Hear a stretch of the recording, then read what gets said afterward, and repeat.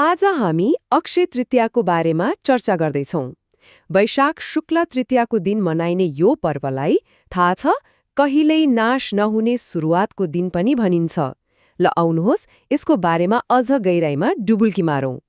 अक्षय तृतीया यो पर्व ठिक त्यति बेला पर्छ जब गर्मीले सताउन थालेको हुन्छ। अनि रमाइलो कुरा के छ भने यसको पहिलो अनुभव नै यही गर्मीमा शीतलता पाउनु हो। हाम्रो परम्पराले कसरी मौसम अनुसार शरीरलाई फाइदा पुर्याउँछ भन्ने कुरा साँच्चै अचम्मको छ, हैन त? ल सबैभन्दा पहिले त यसको स्वादबाटै सुरु गरौँ न है, परम्पराको स्वाद। अक्षय तृतीयाको दिन जौको सातु र शरबत खाने चलन छ, हैन? अब यो केवल एउटा परम्परा मात्रै होइन, यसको पछाडि त विज्ञान पनि छ। सोच्नुहोस् त, चर्को गर्मीमा शरीरलाई ठण्डा राख्न भुटेको जौको पिठो मतलब सातु अनि त्यो गुलियो शरबतले कति मद्दत गर्छ। यो त एक किसिमको प्राकृतिक कुलर जस्तै भयो शरीरको लागि। तर यो पर्व खानपिनमा मात्रै सीमित छैन है, यसको पौराणिक महत्व त ओहो झनै गहिरो छ। लाउनुहोस् अब हेरौं यो दिनलाई किन यस्तो महान ब्रह्माण्डीय सुरुवातको दिन भनेर चिनिन्छ। सबैभन्दा महत्त्वपूर्ण कुरा के हो भने शास्त्रहरूका अनुसार यही अक्षय तृतीयाको दिनदेखि त्रेता युगको सुरुवात भएको मानिन्छ। सोच्नुस् त, एउटा पुरै युगको सुरुवात यो हिन्दू समय चक्रको कति ठूलो घटना हो। अनि कुरा यतिमा मात्रै सकिँदैन। यही शुभ दिनमा भगवान विष्णुका अवतार अनि 8 चिरञ्जीवी मध्ये एक भगवान परशुरामको पनि जन्म भएको थियो। हो, त्यसैले त यो दिनलाई परशुराम जयन्ती भनेर पनि मनाइन्छ नि।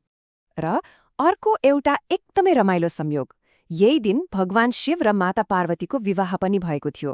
साँच्चै कति धेरै महत्त्वपूर्ण र शुभ घटनाहरू एउटै दिनमा परेको। सायद त्यसैले होला यो दिन गरिने स्नान र दानको यति धेरै महत्त्व छ। पौराणिक कथाहरू त छँदैछन्, तर अब ज्योतिष शास्त्रको दृष्टिकोणबाट हेरौं, त्यहाँबाट हेर्दा पनि यो दिन एकदमै खास छ।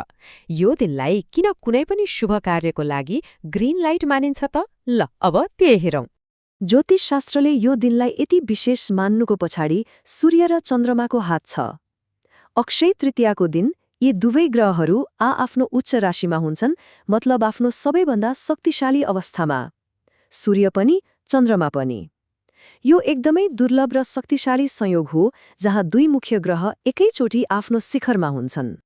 हो, ठ्याक्कै यही कारणले गर्दा शास्त्रमा यो दिनलाई स्वयं सिद्ध मुहुर्त भनिएको छ। स्वयं सिद्ध मतलब आफैमा सिद्ध भएको समय। यसको अर्थ यो दिन कुनै पनि शुभ कार्य सुरु गर्न पञ्चाङ्ग हेर्नु पर्दैन, ज्योतिषलाई सोध्नु पनि पर्दैन, दिन आफैमा शुभ छ।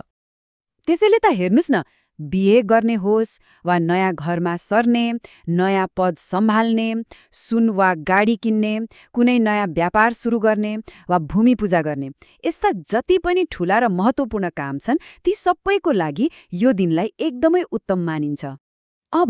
अब कुरा गरौं यो दिनको सबैभन्दा गहिरो अर्थको बारेमा। एउटा यस्तो अर्थ जुन यसको नामै लुकेको छ। संस्कृतको शब्द हो अक्षय। अक्षयको अर्थ के हो त?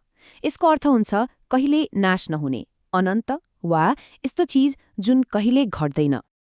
त्यसैले यसको सारलाई एउटै वाक्यमा समेट्ने हो भने अक्षय तृतीया भनेको कहिल्यै नाश नहुने फल वा पुण्य पाउने दिन हो।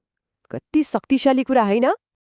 हो, यही विश्वासले गर्दा नै अक्षय तृतीयाको दिनमा गरिएको दान, धर्म वा कुनै पनि राम्रो कामबाट पाउने पुण्य कहिल्यै सकिँदैन, कहिल्यै नाश हुँदैन भन्ने गहिरो मान्यता छ। त्यसैले त यो दिनलाई दान धर्मको लागि एउटा अचूक, एकदमै विशेष समय मानिन्छ।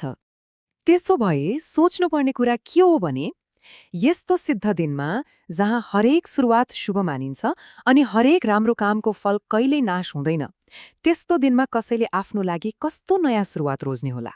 एकपटक सोच्नुहोस् त।